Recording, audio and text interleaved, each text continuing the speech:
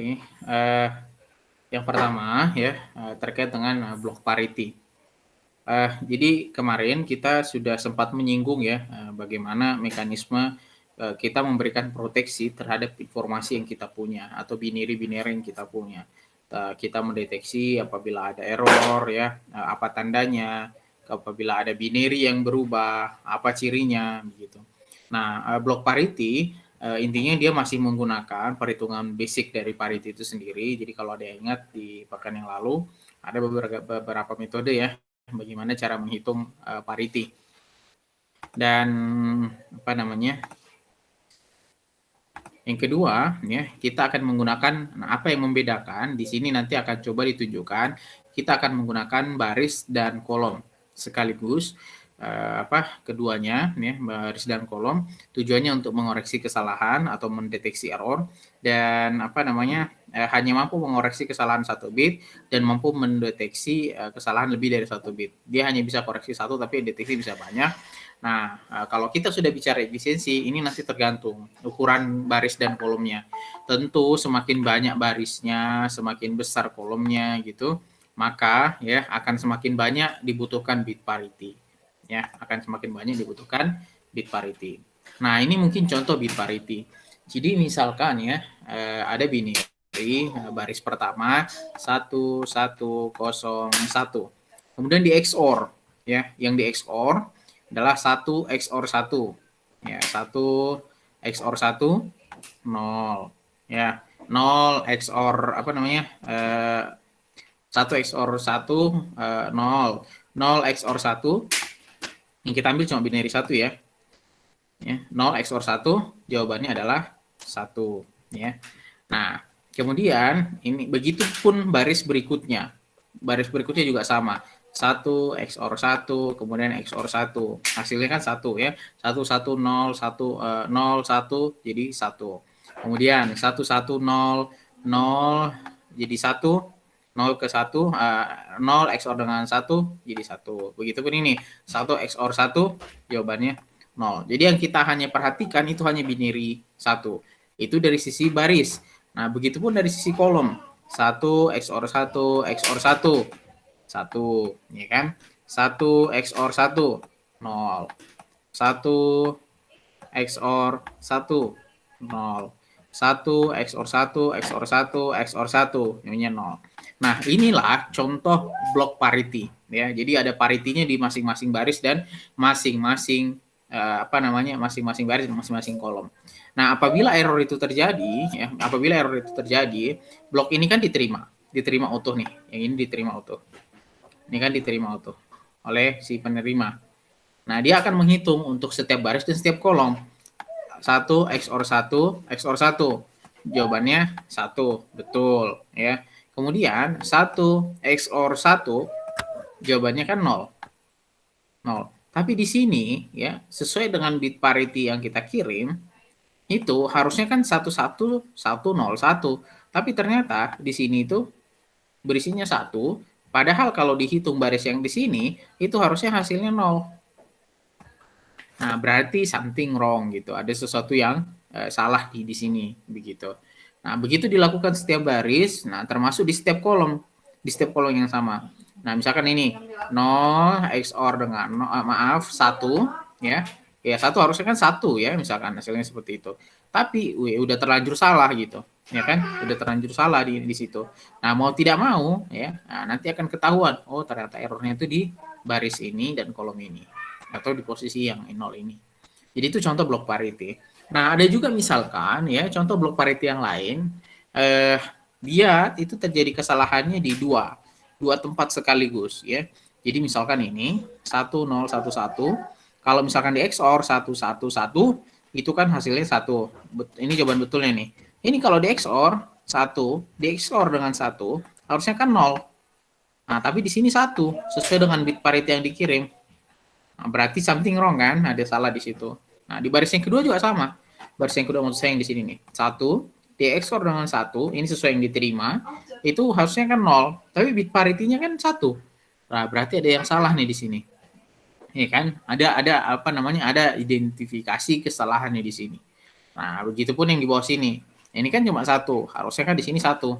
Nah, tapi kok ini 0, misalkan seperti itu. Ini juga 0, padahal di sini harusnya 1. Berarti ada bloknya yang error sebanyak ini, regionnya atau area yang errornya. Jadi itu fungsinya parity itu. Jadi apa namanya, sangat-sangat ya, membantu. Nah, dalam konteks yang lain ya, kadang-kadang dia terjadi error, tapi errornya itu misalkan ketika terjadinya di 2 nih. Kalau kalian perhatikan datanya berubah. Yang satu di sini 0, 1, yang di sini itu jadi 1, 0. Parity check ya, parity check karena hanya mengandalkan operasi XOR di dalam setiap baris dan setiap kolomnya, maka ya sebenarnya kan di sini ada isu gitu. Tapi di sini diterimanya tetap betul. Nah, ini yang sebenarnya apa namanya? Inilah yang sebenarnya parity check itu mudah, tapi saat yang bersama dia juga punya kelemahan gitu. Ya kan? Kalau kalian perhatikan di sini di deteksinya kan betul. Kenapa betul? Padahal ada 2 bit yang berubah. Satu yang tadinya di sini 0 jadi 1, yang tadinya di sini 1 jadi 0. Nah, parity check-nya tidak menunjukkan ada error, tapi pada hakikatnya di sini tuh ada error. Ya. Nah, makanya dibuatlah satu mekanisme yang disebut dengan Hamming code. Ya, Hamming code. Jadi apa yang dilakukan oleh Hamming code? Dia menggunakan metode matematik modulo 2. Ada yang tahu modulo 2? Modulo 2 tahu ya? Nah, jadi misalkan 3 mod 2, 1, 4 mod 2, 0, begitu seterusnya.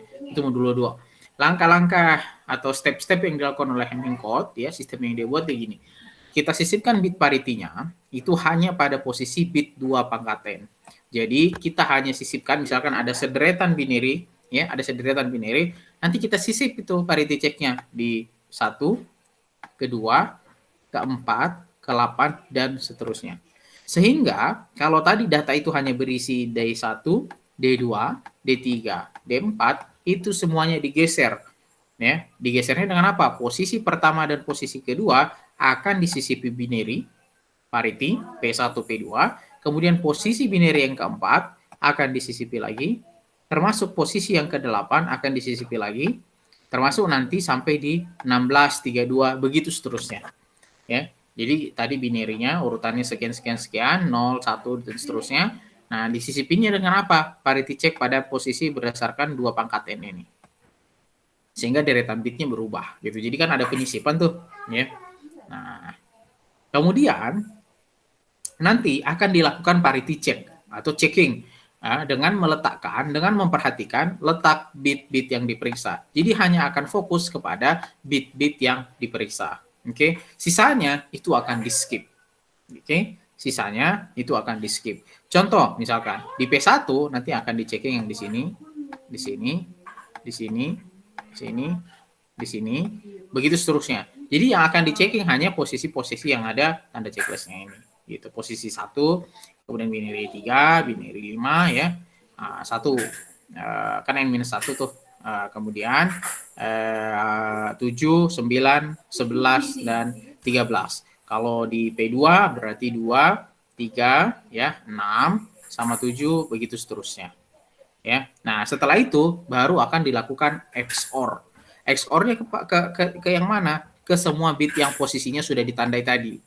Nah, bila bit hasil XOR-nya ini didapat, inilah yang menjadi bit parity-nya. Ya. Jadi kan kalau tadi baris kali kolom, baris kolom, baris kolom, baris kolom, itu blok parity di awal. Nah, Hamming code itu menyisipkan bit-bit terlebih dahulu.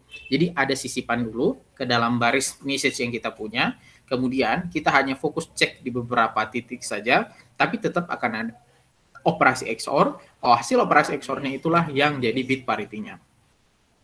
Kemudian baru dikirimlah datanya beserta dengan bit-bit parity. Oke. Nah, bagaimana kalau di sisi penerima? Untuk menentukan posisi bit informasi dan parity, tentu masih sama, langkah 1 dan langkah 2 tadi, ya, dari sisi pengirim. Kemudian dia tetap akan melakukan XOR. Oke, seperti halnya yang dilakukan pada sisi pengirim. Ya, seperti itu. Jadi misalkan ini. Oke, ini kan tadi posisi-posisi yang ditandai. Ini kan bit informasi misalkan nih 0, 1, 1, 0, 0 seterusnya yang baring atas. Kemudian ini posisi yang pertama, B1 ini adalah bit yang ditandai. Kemudian nanti ini akan dilakukan XOR. Oke, XOR-nya apa? Jadi sini nih, P1 ya, ini P1. Apa saja yang di XOR?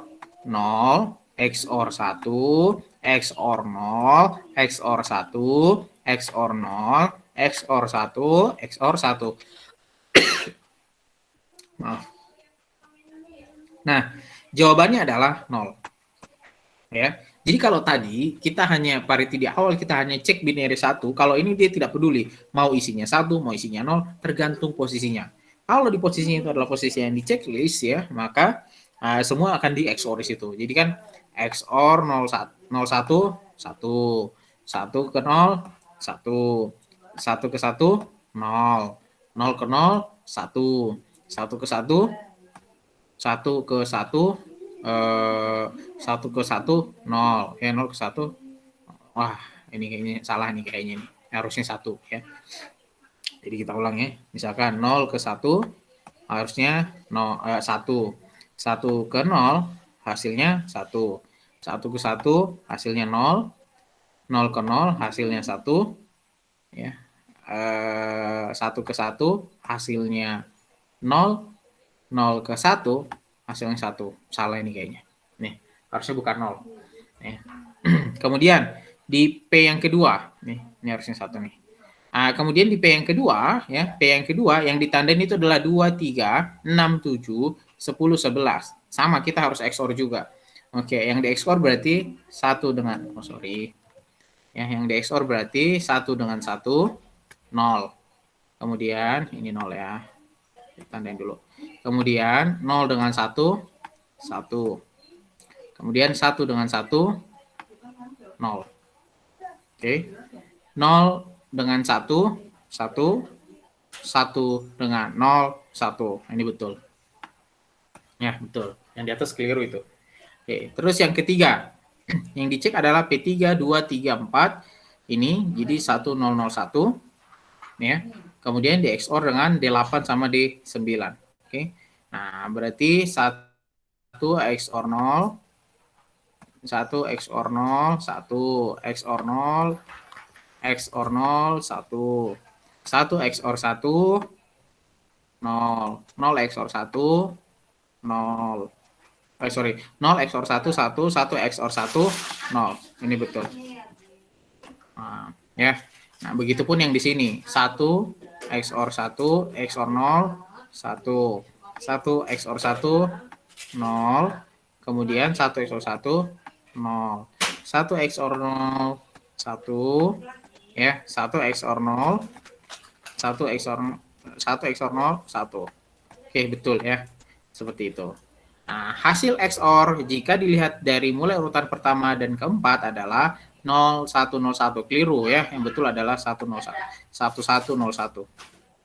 Ya, ini 1101. Coba kita ulang satu kali lagi ya. Khawatir ada saya juga keliru. 0 dengan 1, 1. 0 dengan 1, 1. Kemudian 0 dengan 1, 1. Oke, 1 dengan 1, 0. Oke, 0 dengan 1, 1. 1 dengan 1, 0. Oh iya, betul. Maaf. Betul ya, hasilnya 0. Ya, betul, hasilnya 0. Dari ini 0. Ya, 0101. Jadi sama saja dengan nilai 10. Ya, ada yang bingung? Dari mana? Mudah ya. 2 pangkat 4.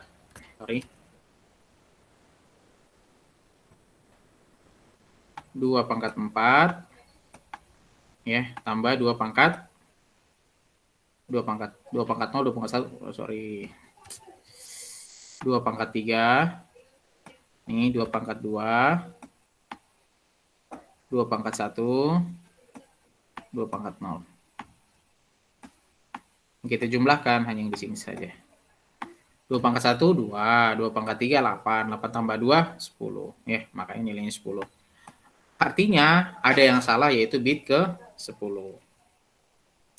Oke, nah ada juga metode forward error correction yang lain. Nah, dia menggunakan matematik modulo 2. Ini dikembangkan dengan tujuan apa?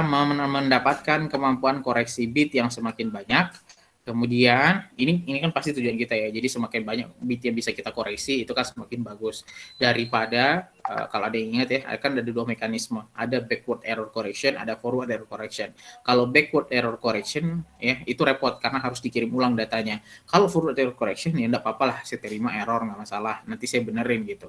Nanti saya perbaiki. Itu kelebihannya forward error correction. Artinya kalau semakin banyak error dan semakin mampu kita untuk memperbaiki error kan semakin bagus ya.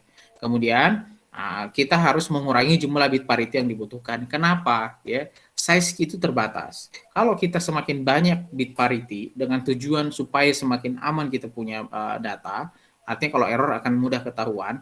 Tapi lama-lama ya, lama-lama paket yang akan kita kirimkan itu akan dipenuhi dengan bit parity, bukan informasi kita, ya kan? Artinya apa? Bisa tidak kita membuat satu mekanisme kurangi parity yang dikirimkan, tapi sangat optimal untuk mencapai nilai errornya, atau sangat optimal untuk mengoreksi error. Seperti itu. Ya, mampu melanjutkan komunikasi walaupun sempat terputus. Oke. Nah, ada banyak metode ya, akhirnya ya tadi karena tujuannya inilah begitu, maka dibuatlah banyak mekanisme forward error correction. Ada BCH code, thread Solomon, convolutional code ya. Jadi kalau teman-teman nanti ada yang ngambil TA masalah channel coding ya, pasti akan banyak bermainnya di sini. Convolutional code, release code, turbo code dan sebagainya. Ya, seperti itu. Jadi itu tambahan ya, tambahan terkait dengan error correction. Nah, yang kedua topik bahasan kita itu terkait dengan protokol. Oke, tentu ya, apa itu protokol? Protokol itu kan sebenarnya aturan ya. Protokol itu sebenarnya aturan atau standarisasi. Protokol itu sebenarnya aturan atau standarisasi. Nah, dalam konteks ini, kenapa perlu protokol? Untuk implementasi pada kontrol data link. Bisa digunakan pada kanal yang noiseless serta kanal yang noisy.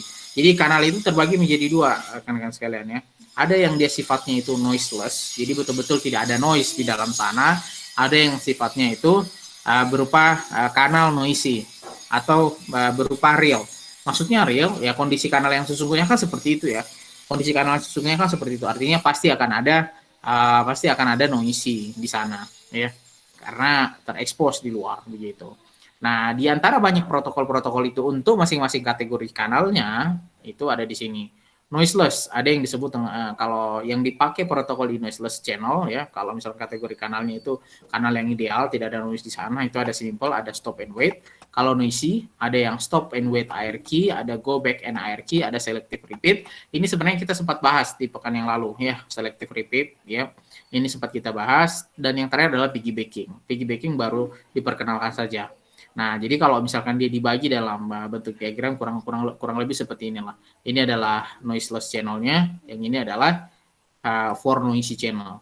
Jadi masing-masing protokol beda, tergantung kondisi kanalnya. Nah, karena dia noiseless, artinya kan kalau dia noiseless itu kan berarti dia tidak punya noise. Kalau diterjemahin secara bebas gitu ya. Nah, artinya potensi errornya itu tidak ada, ya kan? Jadi makanya di sini dikatakan simplest protokol di bagian noiseless kan itu sampai kontrol flow maupun kesalahan itu tidak ada dia. Kenapa? Ya karena nggak ada noise, artinya tidak ada resiko sinyal kita itu rusak. Ya, makanya disebutnya bahwa protokol ini protokol searah. Frame data bepergian hanya satu arah, yaitu dari pengirim ke penerima saja. Itu noiseless channel. Nah, bagaimana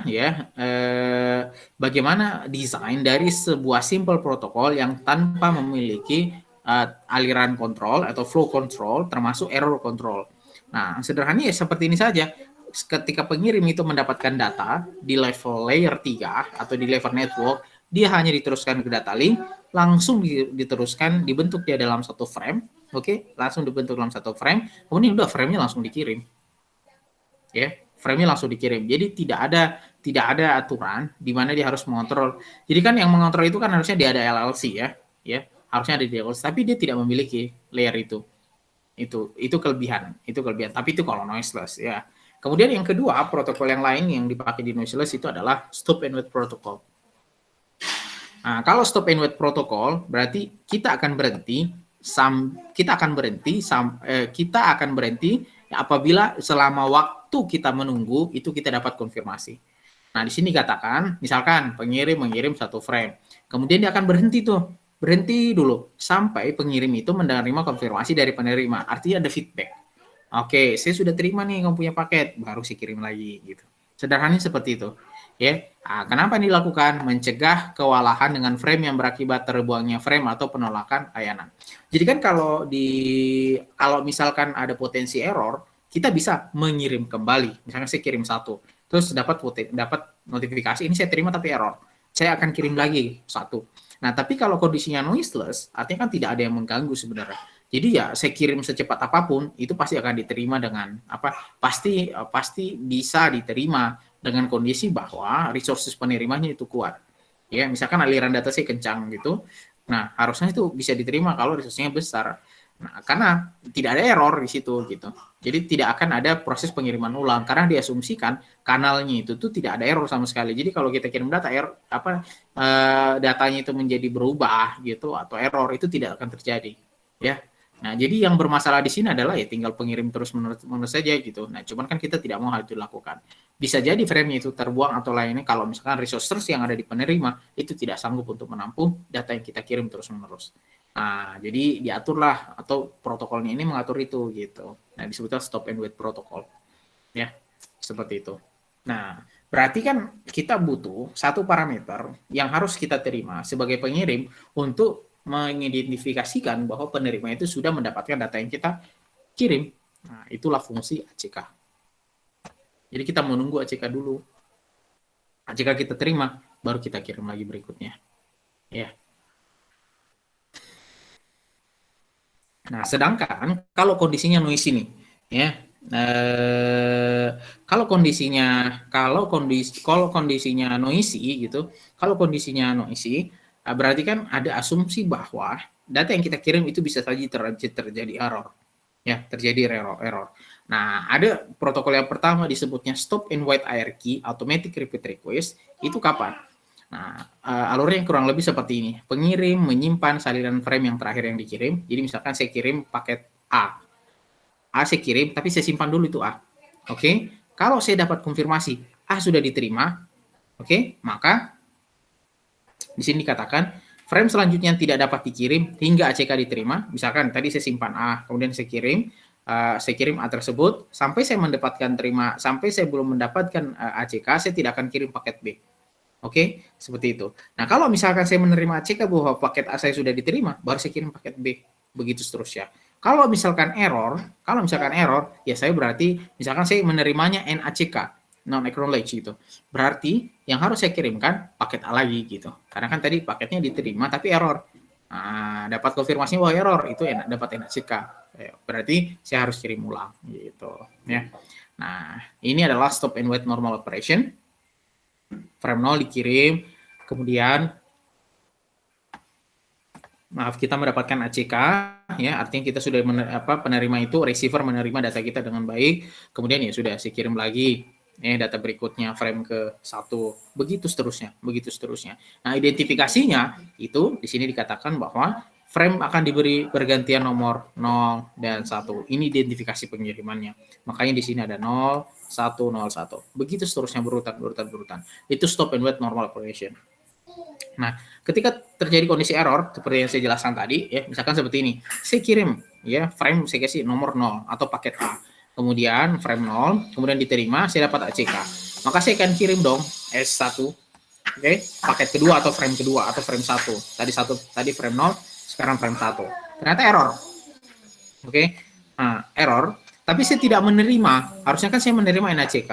Ya, tapi karena errornya itu sebelum dia sampai di pengirim, sebelum dia tiba di penerima, maka saya sebagai pengirim hanya akan berpatokan terhadap waktu. Jadi saya berekspektasi begini, harusnya dalam 10 detik ke depan atau 10 mikrosecond ke depan, saya sudah menerima ACK atau NACK. Tergantung kondisi si penerima, menerimanya dengan baik atau tidak. Tapi ternyata dalam durasi waktu tersebut, time out ya. Dalam durasi waktu tersebut, time out ya. Artinya waktunya sudah habis. Karena waktunya sudah habis, maka saya mengasumsikan bahwa saya harus mengirim data terakhir itu kembali. Kenapa? Ya mungkin bisa aja karena saya tidak menerima informasi apa-apa atau feedback apa-apa dari penerima dalam durasi waktu yang saya tunggu, ya udahlah saya menganggap bahwa ada loss, maka akan saya kirim ulang. Maka yang akan dikirim di sini, ini kan disimpan tadi di sini, dikirim tapi disimpan. Nah yang disimpan itu akhirnya dikirim kembali ke frame satu lagi. Ya ini disebut dengan stop and wait. Dalam kasus yang ada di depan itu spesifiknya apabila terjadi loss or damage frame. Nah, ini juga sama sebenarnya ya. Jadi dalam kondisi kalau tadi penerimanya tidak sampai, kalau ini diterima ya, tapi ketika dia mengirimkan feedback bahwa saya menerima, feedbacknya ini hilang, loss. Nah, patokannya itu sama ya, dianggapnya juga modelnya seperti ini. Saya punya ukuran waktu dan ukuran waktunya itu yang jadi patokan apakah frame-nya itu perlu saya kirim ulang atau tidak. Oke. Nah, terus model yang ketiga itu delay acknowledge. Maksudnya seperti apa? Misalkan ini, saya kirim frame 0. Oke. Kemudian terjadi ACK. Oke, terjadi ACK. Tapi ACK-nya itu telat. Telat dia datangnya. Nah, artinya telat datangnya itu datangnya setelah timeout saya beres. Karena timeout saya pada saat sampai di sisi timeout saya belum menerima ACK, ya saya belum menerima ACK apapun, maka saya tetap mengirim kembali frame 0. Akhirnya terkirim frame 0. Tidak berselang lama, frame 0 itu dikirim ulang, ternyata ACK itu sampai. ACK itu sampai, akhirnya dikirim lagi ke frame yang kedua atau frame 1. Tadi kan kirim frame 0. Nah, ketika kirim frame 1, nah ACK tadi ya frame 0 yang tadi diterima ya, maka expecting frame 1 ini kan sudah diterima nih. R-nya 0. Artinya kan frame 0 diterima.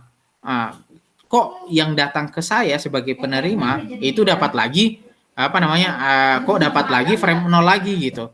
Kok dapat lagi frame 0 gitu. Nah, artinya kan si penerima itu mengasumsikan something wrong here gitu. Jadi frame 0 yang barusan saya diterima itu ditolak, discarded gitu. Jadi ditolak. Ya, seperti itu. Jadi ini mekanisme apabila terjadi delay. Ya, ini mekanisme apabila terjadi delay. Nah, selanjutnya ya, pada kondisi noisy channel ada juga stop and wait automatic request. Apa keuntungannya di sini dikatakan simple, setiap frame dicek dan di ACK sebelum frame selanjutnya dikirim. Ini kan kita mau ya, bagusnya ACK itu selalu muncul sebelum dia dikirim. Oke. Kemudian ada penomoran frame, tujuannya untuk mencegah duplikasi. Kelemahannya adalah tidak efisien dan lambat, dan ini yang menjadi problem ya. Frame dan ACK memakai seluruh bandwidth. Jika jarak antar perangkat jauh, maka waktu yang tunggu dibutuhkan juga cukup lama. Pengirim akan mengirim kembali frame jika tidak terdapat ACK. Sama kayak tadi ya. Jadi kalau saya punya timeout waktu tertentu, saya punya durasi waktu tunggu tertentu, ketika dalam durasi waktu tunggu tersebut saya tidak mendapatkan ACK apa-apa, maka saya akan mengasumsikan saya harus mengirim paket saya kembali. Oke, ini contohnya. Nah, ini disebutnya tipe ARQ go back end, mengirim ulang mulai dari paket yang salah, paket akan diterima, terjaga secara urutan, efisiensinya saluran ini lebih rendah. Kenapa? Ini sebenarnya sudah dijelaskan di pekan yang lalu. Misalkan saya mengirim paket 1, mengirim paket 2, mengirim paket 3. Pada saat diterima, penerima saya hanya menerima yang 1. Yang kedua itu tidak diterima. Nah, karena yang kedua tidak diterima, meskipun 3 itu sampai, meskipun 3 itu tiba, dia akan di don't care. Kan sayang sekali sebenarnya, sudah diterima, tapi saya tidak akan ambil gitu. Karena prinsipnya adalah saya menerima paket 1 yang terakhir, nah, paket 1 yang terakhir, saya harus menunggu sampai frame kedua itu datang ke saya. Ya, jadi yang dikirim di antara waktu sampai 2 itu betul-betul diterima, itu di don't care. Inilah yang menjadi kelemahan di ARQ. Sudah pakai bandwidth-nya, sudah pakai banyak bandwidth, ya semua dilewatnya di bandwidth, datanya nggak diambil kan saya. Ya, nah ini contoh yang lain nih. Contoh yang lain, diterima 1, 2, 3, ketika kirim 5, 6, 7, ya ternyata 5-nya gara-gara 5 tidak diterima, 6, 7-nya ditolak. Don't care, ya. Maaf, gara-gara 4-nya tidak diterima, maka 5-6-nya ditolak gitu. Nah, jadi ada durasi waktu di sini yang terbuang. Karena paket yang kita terima itu tidak dikonsider oleh si penerima. Oke, seperti itu. Nah, ini yang menjadi solusi atas masalah yang ada di tadi gitu. Nah, masalahnya kan tadi itu dibuang, Pak. Sayang. Nah, dilakukanlah yang disebut metode yang ketiga, disebutnya selective repeated hierarchy. Hanya mengirim ulang paket yang salah, paket yang diterima tidak berurutan, ya, tidak berurutan. Tidak masalah. Misalnya saya terima 1, 2, 3-nya saya tidak terima, tapi 4 saya terima, ya nggak apa-apa, 4-nya saya akan terima. Saya tidak perlu menolak 4 dengan 5 hanya karena harus menunggu 2 dan 3. Tidak perlu saya tolak gitu. Lah, lantas ini kan urutannya jadi berbeda. Ya nanti dirubah lagi urutannya gitu kan, ada framing number. Apa nomor frame-nya itu kan ada, nanti disusun ulang. Nah, problem yang terselesaikan dengan metode selective repeated ini adalah efisiensi itu ada. Kenapa? Tadi ketika jaringan itu dipakai untuk mengirim ini, ya mengirim 4, 5 ini, ketika itu dipakai itu tidak terbuang.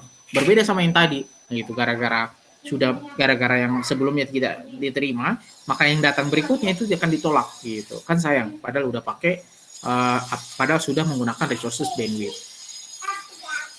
Nah, ada juga metode yang ketiga namanya piggybacking. Namanya juga backing ya, menolong atau membackup begitu. Metode mengkombinasikan ada data frame dan acknowledge. Nah, apa yang dia lakukan? Tadi kan kita maunya jangan terlalu sering mengirim. Ya, jangan terlalu sering mengirim frame-nya, data frame-nya itu kalau bisa header-nya itu jangan terlalu banyak. Yang kita butuhkan kan informasi, karena resources bandwidth kita terbatas. Nah, apa yang dilakukan? Dia mampu menghemat bandwidth. Kenapa? Less overhead. Less overhead. Apa itu less overhead? Jadi setiap data itu kan pasti punya header. Ya, misalkan data, kemudian untuk mengidentifikasikan ciri terhadap data tersebut, di depannya kita taruh header. Itulah yang disebut dengan overhead. Nah, overhead-nya itu penggunaannya itu diminimalisir sedemikian rupa, ya, sehingga lebar datanya itu kecil. Makanya efisien dia di dalam bandwidth. Kemudian dia memisahkan antara data frame dan ACK frame into one frame. Ya, overhead from separated frame dan ACK frame ke dalam satu frame. Jadi frame-nya tadi terpisah, ya. Frame-nya tadi terpisah dengan piggybacking, nggak apa-apa lah, karena kita sudah kurangi penggunaannya, ini bisa digabung. Makanya digabung dia, data frame sama ACK-nya itu menjadi satu frame bersama. Itu lagi tadi ya, hemat dia. Nah, ini contohnya. Frame 0, ya, frame 0, ACK 0, kemudian akan mengirim lagi frame 0, ACK 1, begitu seterusnya. Ya. Itu yang disebut dengan piggybacking. Terus, ya, berikutnya adalah HDLC atau High Level Data Link Control. Ya, High Level Data Link Control. Apa itu High Level Data Link Control? Di sini dikatakan, dia merupakan salah satu protokol data link control, ya. Protokol bit oriented, jadi bukan byte oriented, ya. Kalau bit oriented berarti dia pemrosesannya bit per bit. Untuk komunikasi point to point dan multi point, bisa dipakai untuk point to point dan multi point. Dan implementasi yang dipakai itu sebenarnya pakai metode hierarchy, ya, automatic request. Ada banyak, ya, misalkan tipe-tipe ada banyak tipe stationnya, ya. HDLC itu punya tipe station, ada primary station, secondary station, sama combined station. Primary station, dia tugasnya adalah mengendalikan operasi link. Kemudian, apabila frame dikeluarkan, itulah komennya dia, dan logical link itu terpisah ke setiap secondary stationnya. Ada tidak gambarannya, agak mudah dipahami. Nanti kita lihat di bawah. Kemudian secondary station, dia ada kendali di bawah primary station, ya, jadi level permissionnya itu lebih apa namanya, otoritasnya sedikit lebih kecil, ya, dibanding primary station. Kalau tadi primary station frame yang dikeluarkan itu comment, oke. Kalau secondary station frame yang dikeluarkan itu disebutnya respon. Oke. Nah, kalau combined station dia bisa mengeluarkan comment, dia bisa mengeluarkan respon. Ya. Terlihat ya perbedaan antara primary station sama secondary station. Kemudian itu dari sisi station. Kemudian ada juga yang disebut dengan HDLC configuration atau konfigurasi HDLC. Ada konfigurasi pertama apabila dia di set imbalance. Artinya satu primary, one or more secondary station. Kemudian dia bisa support full duplex and half duplex. Ini unbalanced. Jadi kan satunya primary, tapi yang lainnya bukan. Nah, ini makanya disebutnya unbalanced gitu. Kalau balance, ada two combined station. Dia super duplex sama half duplex. Jadi kalau dua station yang jadi satu, misalkan seperti itu digabung, ya kapasitasnya dia sama. Satu misalkan one primary, satu juga primary gitu, atau satu punya one primary dan ada secondary-nya, satu one primary dan secondary-nya, itu balance. Ya, seperti itu. Nah, sama-sama support full duplex sama half duplex. Nah, dalam proses komunikasinya ya protokol ini, dalam proses komunikasinya protokol ini, yakni protokol LC ini, ada beberapa respon mode, ya ada beberapa respon mode. Kalau dia normal respon mode atau NRM, itu modelnya kurang lebih seperti ini. Jadi kalau primary, dia mengeluarkan frame, ketika dia mengeluarkan frame, maka dia dianggap sebagai comment. Ingat ya perbedaan antara primary. Kemudian secondary menerima, kemudian dia juga mengeluarkan frame. Ingat, kalau secondary mengeluarkan frame, itu disebutnya dengan response. Nah, ini kondisinya point to point. Kalau kondisinya point to multi point, ya, dia kirim komen, mengeluarkan frame, diterima oleh masing-masing secondary station, kemudian mereka mengeluarkan juga frame. Itulah yang jadi respon mereka masing-masing. Ya. Nah, di sini katakan yang menginisiasi transfer ke secondary itu primary. Kemudian mengirim komen hanya mendapat merespon. Jadi prinsipnya begitu. Namanya secondary, ketika dia mengeluarkan frame, itu frame-nya dianggap sebagai respon, bukan sebagai komen. Bisa digunakan untuk point dan multi point. Oke. Nah, yang kedua, mode transfernya disebutnya dengan asynchronous balance mode. Kalau tadi normal response mode. Kalau asynchronous balance mode, ini dikonfigurasinya ke balance. Kenapa? Dia terkombinasi dia punya station. Oke, tadi kan sudah jelaskan ya, ada balance, ada balance sama unbalance. Kalau balance itu ya dia setara. Nah, jadi yang satu dia punya kemampuan untuk melakukan comment dan response, yang menerima juga sama. Dia memiliki kemampuan comment dan respon juga. Jadi setara. Nah, setiap session dapat berfungsi sebagai primary dan secondary. Inilah yang kita maksud sebagai combine. Ya, kemudian salah satu station bisa menginisiasi transmisi tanpa persetujuan dan ini yang umumnya banyak digunakan. Ya. Oke. Nah, terus kita lanjut. Sebenarnya kalau protokol itu kan pasti dia punya ukuran paket, ukuran frame ya. Bagaimana kondisi frame yang ada di HDLC? HDLC itu mengenal 3 frame. Ya, ada yang disebutnya dengan information frame, ada juga disebutnya dengan supervisory frame atau S-frame, ada juga V-frame atau unnumber frames. Kalau I-frame, ini tugasnya adalah untuk mengangkut data pengguna dan berinformasi, dan ini berkaitan hanya dengan data pengguna. Oke? Jadi pure hanya berisi informasi, makanya disebutnya I-frame gitu. S-frame ya disebutnya dengan supervisory frame. Namanya saja supervisory berarti dia tugasnya mengontrol informasi. Jadi informasi ibaratnya paket ya, kita kirim paket. Nah, box paket yang pertama itu namanya box I-frame. Kemudian ketika ada box tambahan, yang mana box tambahan itu mengontrol box informasi, itulah yang disebut dengan S-frame atau informasi control. Kemudian V-frame. Nah, tujuannya itu adalah cadangan. Kenapa? Dicadangkan untuk manajemen sistem. Jadi mengelola tautan itu sendiri atau alirannya dia sendiri. Itu yang dia kelola. Ya. Nah, inilah kurang lebih isinya. Kalau misalkan disimpan ya dia punya paket, iframe itu yang modelnya seperti ini. Ada informasi di dalamnya. Jadi kita punya rangkaian binary panjang. Nah, isinya itu ada user information. Itu disebutnya dengan iframe. Kalau misalkan kita punya binary di dalam tidak ada information user information, hanya ada flag, address control, FCS flag, itulah yang disebut dengan supervisory ya, sebagai pengawas dia, frame pengawas. Nah, kalau misalkan dia di dalamnya ada management information atau information, bukan user ya, itu disebutnya dengan unnumber frame atau U frame. Ya, seperti itu. Jadi tipe-tipe frame-nya berbeda. Oke. Pertama, flag field. Jadi flag field itu yang ini nih. Ini. Nah, ini isinya apa sih gitu?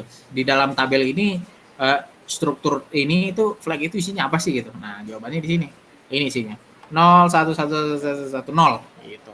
Jadi, tugasnya dia adalah ketika kita menemukan bit atau binary 0 1 1 1 1 1 0 ini, maka itu akan mengidentifikasikan sebagai beginning dan juga sebagai akhir dari sebuah frame.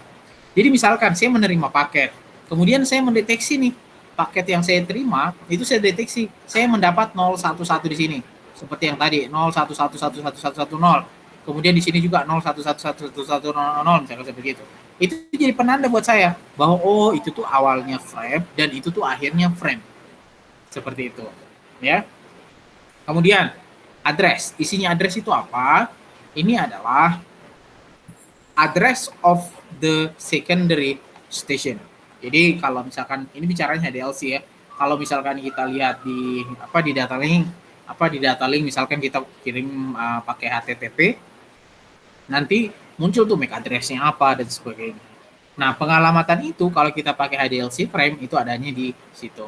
Panjangnya ya, di sini ada tidak panjangnya ya, 1 byte. If address jadi larger network requires multiple address. If address field is only 1 byte, maka the last bit is always 1. Ya. Nah, kalau misalkan jumlah stationnya banyak sehingga pengalamatan stationnya itu tidak cukup menggunakan 1 byte ya, maka but the last one will end with 0. Seperti itu. Only the last will end with 1 gitu. Nih, jadi tadi flag informasinya binary-nya sudah fix, kemudian ada juga address field-nya dia juga punya binary sendiri. Oke, itu yang pertama. Yang kedua, ya, lanjutannya, kalau kita lihat skema ini, ada lagi beberapa bagian atau struktur di dalam frame ini yang belum dijelaskan. Apa itu? Misalkan control field. Ya, isinya berapa? Ya, ternyata isinya itu 1 sampai 2 byte. Berarti sekitar berapa bit itu? 16 bit ya. 1 byte kan 8 bit. 1 byte 8 bit begitu. Tujuannya apa? Frame used for flow and error control. Oke, itu yang pertama. Kemudian ada information field, isinya user data, ini tidak jelaskan panjangnya berapa. Kemudian yang terakhir adalah FCS shield. Nah, apa itu FCS? Frame check sequence ya. Jadi kita memastikan bahwa urutan frame-nya itu betul ya. Yang melakukan checking sequence-nya itu di sini. Gitu. Berapa panjangnya ya? Itu sekitar 2 sampai 4 byte berdasarkan rekomendasi dari ATUT. Jadi semacam badan regulasi standar gitu di dunia ATUT. Oke, itu beberapa protokol ya. Nah, secara spesifik kalau kita bicaranya point to point communication atau point to point services ya, apa yang dimaksud dengan point to point services? Maka berarti ada frame yang ditukar ya, tapi sebenarnya ya intinya hanya satu titik saja gitu. Makanya di sini dikatakan ditukar antar perangkat. Kemudian dua perangkat saja ya, dua perangkat saja makanya sudah point to point dapat menegosiasikan pembentukan link. Jadi tidak ada lagi link yang ketiga, keempat, kelima, tidak ada. Kemudian tugasnya dia adalah network layer dienkapsulasi dalam link frame. Jadi kalau ada yang ingat urutannya kan network layer, dia mau masuk ke data link gitu. Nah, prosesnya itu disebutnya enkapsulasi ya. Itu prosesnya disebutnya enkapsulasi karena dibungkus lagi. Dibungkus ke bentuk yang lebih besar. Yang tadinya berupa data atau berupa paket, dibungkusnya menjadi frame begitu. Dia mendefinisikan dua perangkat untuk dapat saling autentikasi. Menyediakan beberapa layanan network layer yang mendukung berbagai protokol network layer ya. Kemudian menyediakan koneksi melalui multiple links ya, itu jika dimungkinkan. Kemudian konfigurasi alamat jaringan. Kalau di OSI layer misalkan di data link itu pengalamannya berupa MAC address ya. Pengalamannya berupa MAC address. Nah, kira-kira sampai sini ada yang mau tanyakan dulu? Ada yang mau didiskusikan? Tidak ada? Oops, baru ada yang mau join. Oke. Nah, kalau tidak ada kita langsung lanjut ya.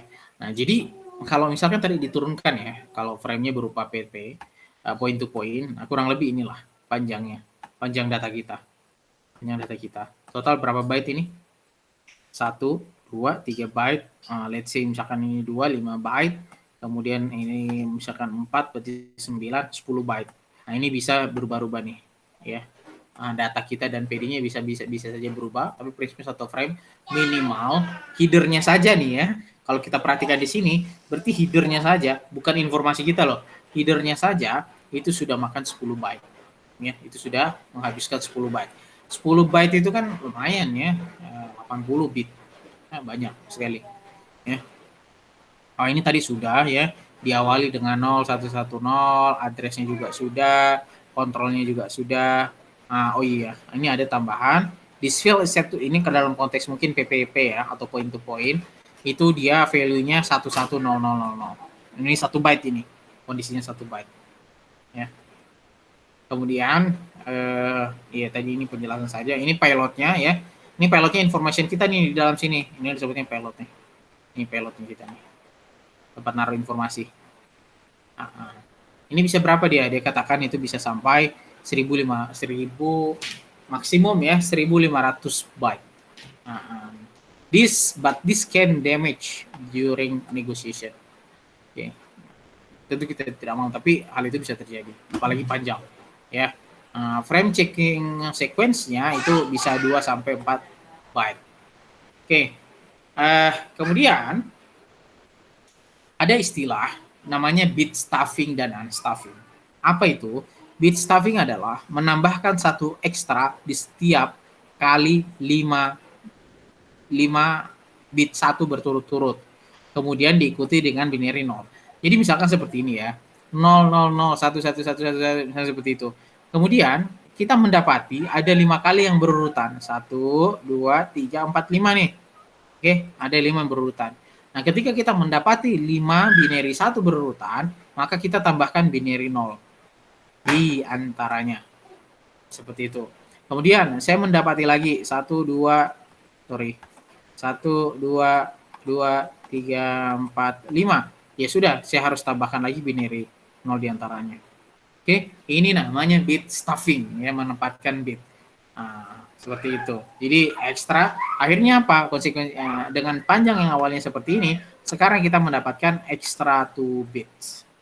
Nah, proses unstuff-nya berarti kita remove tadi ini. Ini kita hapus, sehingga kita bisa mendapatkan data kita sesuai dengan format di awal, tanpa header lagi, tanpa header, pure data di awal kita. Ya, seperti itu. Nah, ini namanya bit stuffing sama unstuffing. Ketika kita menambahkan binary di dalam informasi yang ada, itu disebutnya stuffing, meremove-nya dengan unstuffing. Oke. Nah, selanjutnya multiplexing. Apa itu multiplexing? Jadi sederhananya kan kalau multiplexing itu misalkan ada banyak data, itu kita gabung dia jadi satu. Ya, itu kita gabung jadi satu, itu multiplexing.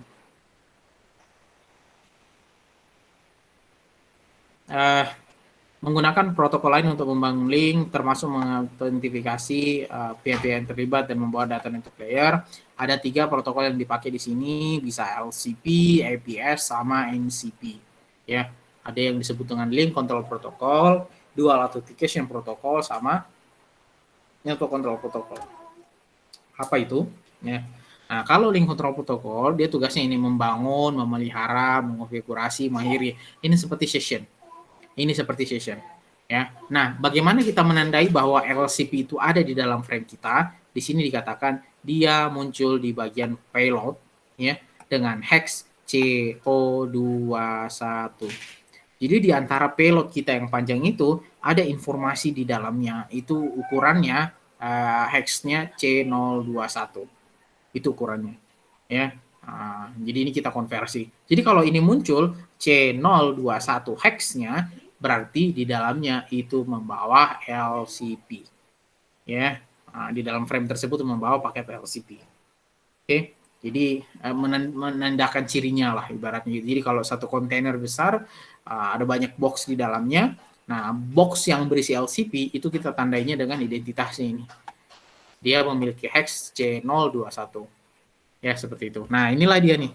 Jadi kalau misalkan gitu dibuka informasinya, nah di sini dia berisi C021 dalam hex. Seperti itu. LCP. Nah, apa saja isinya? Isinya ya seperti ini. Kalau misalkan dia 01 informasinya, berarti tipenya itu adalah configure request. Ya. Jadi kan berubah-ubah nih. berubah-ubah kan di dalamnya ya. Nah, informasinya itu ya tergantung. Kalau misalkan berisinya 06 misalkan, 06 dalam hex ya, berarti ada terminate hex gitu, sehingga accept the shutdown request. Jadi, oke, saya menerima shutdown request, ya sudah saya terima, saya akan accept itu. Nanti saya akan shutdown misalkan. Nah, itu tergantung kode yang saya terima. Oke. Nah, ada option yang lain ya, misalkan ini maksimum receive bit itu 1500, ini defaultnya ya. Tadi akan ada muncul. Kemudian authentication protokolnya 0 ya. Ini defaultnya sebenarnya 0, artinya kecuali ditambahkan ya, by defaultnya tidak ada. Kemudian field compression off, kemudian address and control field compression juga off. Nah, ini defaultnya. Nah, yang kedua ya, itu ada yang disebut autentikasi. Autentikasi ini penting kalau misalkan ada komunikasi yang sifatnya dial up. Artinya ada panggilan gitu ya, ada panggilan. Ada dua protokol di sini, ada PAP sama CHAP atau Challenge Handshake Authentication Protocol. Jadi bagaimana mereka bisa terhubung. Ya, dial up itu kan menghubungkan sebenarnya, melakukan panggilan atau membuka session, ya memulai session. Nah, kita untuk bisa memulai session tentu harus diautentikasi terlebih dahulu, ya kan? Nah, autentikasinya ini PAP atau CHAP gitu. Misalkan kalau PAP berarti kita harus kirim kita punya use ID, password ya. Nah, misalkan kalian yang mau browsing di internet, kadang-kadang kan kita mengganti kita mengganti informasi username sama password kita kan di mana namanya di bagian seluler kita untuk bisa akses internetnya, Telkomsel misalkan atau Indosat gitu. Aduh saya lupa apa istilahnya. Nah itu sudah default. Default sebenarnya dikonfigurasi oleh operator.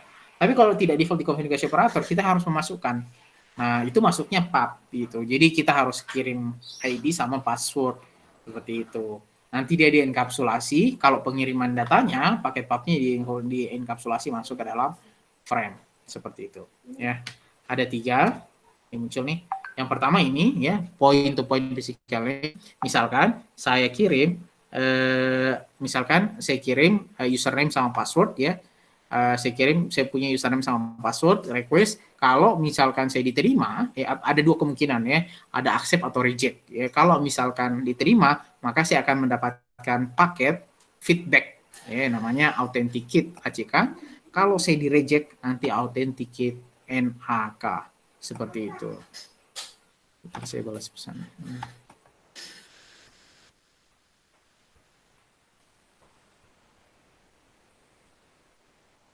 Kemudian ya, kemudian kita lanjut ya. Oh iya, ini dalamannya nih. Ya, ini dalamannya paket gitu. Jadi kalau misalkan kita mengirimkan request, sebenarnya isi request kita seperti apa sih? Nah, inilah isinya nih. Kita masukkan username kita di sini, kita masukkan password kita di sini. Kalau kita di reject, nanti ada message information-nya apa, username-nya apa. Kalau kita kalau kita di accept pun sama. Ya, tapi bedanya apa? Kalau dia di accept kodenya 2, kalau kita di reject kodenya 3. Seperti itu. Ada juga CHAP atau CHAP gitu. Dia three-way handshake. Jadi kalau three-way handshake itu maksudnya bagaimana? Kita tidak langsung dicek gitu, itu diterima atau tidak. Tapi kita akan diberikan semacam challenge paket gitu.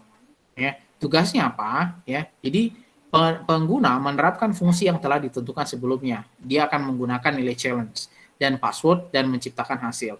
Apabila disandingkan hasilnya dan hasilnya itu sesuai, maka hasil kita akan dianggap sebagai authenticated gitu. Contohnya apa? Paling banyak itu biasanya dipakai di kasus seluler. Misal ya, saya mau register ke seluler. Ada beberapa informasi itu tidak akan dikirim dia. Ada beberapa informasi itu tidak dia kirim over the air, tidak dikirim di dalam jaringan. Tapi kita disuruh menghitung. Jadi misalkan saya simpan informasi di diri kamu, di diri penerima saya itu misalkan 8. Saya menyimpan juga 8, tapi 8 itu tidak pernah saya kirim. Ya, saya hanya simpan dia, misalkan kayak di SIM card gitu. Ada informasi dalam SIM card itu isinya 8, angka 8. Kemudian ada algoritma, di situ tuh dalam SIM card isinya, misalkan algoritmanya adalah X plus Y, sederhana saja, misalkan ya, X plus Y. X-nya itu nilainya 8. Kemudian saya juga punya algoritma X sama Y. Kemudian saya kirim nilai Y. Saya akan kirim nilai Y 2, saya kirim ke kamu. Kalau misalkan kalian di kalian misalkan atau di penerima itu melakukan challenge, ya, saya menerima 2 nih, kemudian ada rumus yang saya terima, X plus Y. Oke, berdasarkan informasi yang saya punya 8 sebagai X, Y-nya 2, hasilnya kan 10. Nah, pengirim juga melakukan hal yang sama. Nah, dia men-challenge dirinya, ternyata hasilnya 8 tambah 2, itu 10. Dicocokin, data 10 dikirim, oh ternyata sama-sama 10 hasil kita.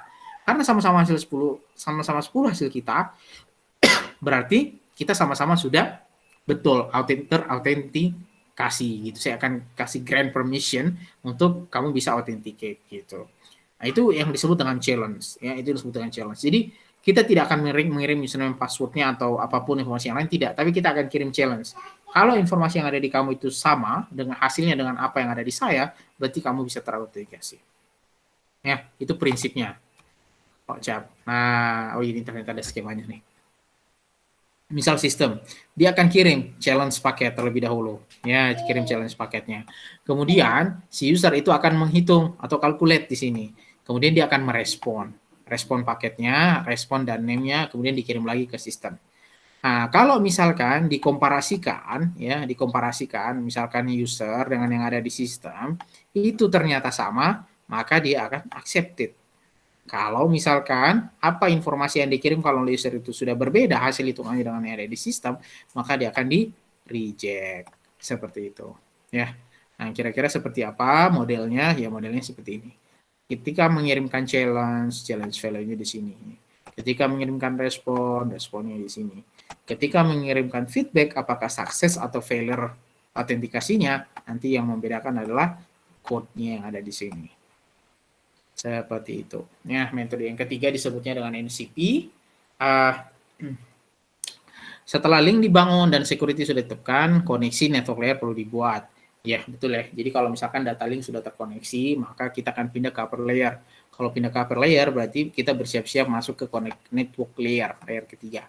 Nah, di sana ada proteksi itu IPCP, Internet Network Protocol Control Protocol, dan merupakan NCP atau Network Control Protocol. Ya, kira-kira seperti apa? Jadi ada 7 paket.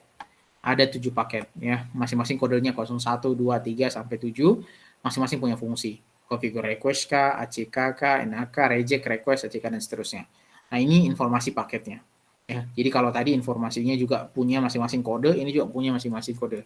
Jadi kalau dia pakai SIM, kalau tadi kodenya kan CO21, kalau ini 8021. Artinya kalau isinya 8021 berarti yang dipakai adalah enkapsulasi paket IC IPCP. Ya. Kalau dia pakainya ini yang tadi cap ya, yang di awal itu, misalkan dia pakainya LCP, nama kodenya C021. Jadi itu yang membedakan. Misalkan network itu kok bisa baca ya, network itu tahu dia bahwa paket ini paket LCP. Kok tahu bahwa paketnya dia ini paket PAP gitu, atau tahu paketnya itu IPCP gitu. Jawabannya, ini informasi apa yang tercantum di situ. Berdasarkan informasi itulah dia bisa mengenali apa kategori paketnya. Oke, nah ini contohnya. Apabila sudah establish ya, nah ini kan proses awal tadi nih, yang di PAP, CAP dan sebagainya untuk proses autentikasi. Let's say ini sudah berhasil ya, misalkan ini sudah berhasil, udah oke nih, udah jalan, udah terverifikasi. Maka proses berikutnya itu masuk ke networking state. Di networking state maka akan ada coba establishment atau mencoba untuk koneksi di level network. Ya kalau misalkan tidak berhasil maka akan dilakukan terminasi. Seperti itu. Jadi harus berhasil dulu di layer 2 baru mencoba masuk ke layer ketiga atau network layer. Seperti itu. Nah, ini kurang lebih mekanismenya. Ketika proses establishing sama authentication sudah berhasil, maka dia akan kirim configure request. Tadi kodenya ada ya, dikirim. Kalau misalkan diterima, maka kita akan menerima configure ACK. Ya, kita akan ini dari sisi sistem nih. Ya, ini harus dilihat ini sisinya sistem. Kemudian kita kirim data, artinya koneksi kita tidak bermasalah, ya kita diterima sehingga kita bisa kirim data ke server. Kalau misalkan session sudah berakhir, maka kita akan minta terminate request, kita akhiri request, maka itu akan di-ACC oleh si server. Ketika di-ACC oleh server, maka di networking state-nya itu akan dimatikan atau di-terminate. Jadi tidak ada lagi hubungan setelah itu. Nah, baru proses terminating di layer kedua. Ya. Seperti itu. Oke. Mungkin itu ya penjelasan secara ringkas. Mudah-mudahan bisa ditangkap ya analoginya. Mudah-mudahan kalau ada kesempatan, misalkan ada contoh-contoh piket terkait dengan cap, PAP dan lain seterusnya, nanti akan ditunjukkan di pertemuan berikutnya, insya Allah. Jadi biar lebih mudah dipahami. Kira-kira seperti itu ya untuk pertemuan hari ini. Ada yang ingin didiskusikan terlebih dahulu? Tidak ada? Halo? Belum, Pak. Belum ya? Kalau tidak ada, saya rasa demikian untuk hari ini. Terima kasih rekan-rekan untuk atensinya. Saya akhiri pertemuannya. Assalamualaikum warahmatullahi wabarakatuh.